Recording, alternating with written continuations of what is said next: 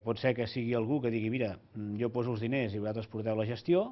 Era un anunci que, per sorpresa, feia el vicepresident del Girona al programa Tot Rodó, que l'actual Consell d'Administració seguís dirigint el club al marge de qui fos l'accionista majoritari. Fet l'anunci i la confirmació que no es tractava d'un malentès. A mi personalment m'agradaria continuar, i és més, jo crec que seria bo que continués el Consell que ara mateix està, diguéssim, dirigint el club.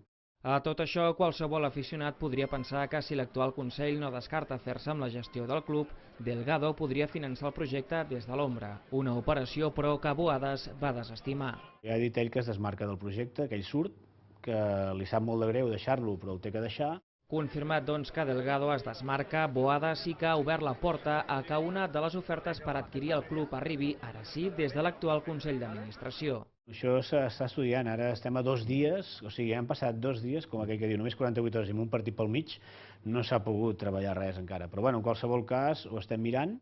I si hi ha cap novetat al respecte, ja s'anirà coneixent. El que sí se sap és que els actuals gestors volen seguir i faran els moviments perquè així sigui.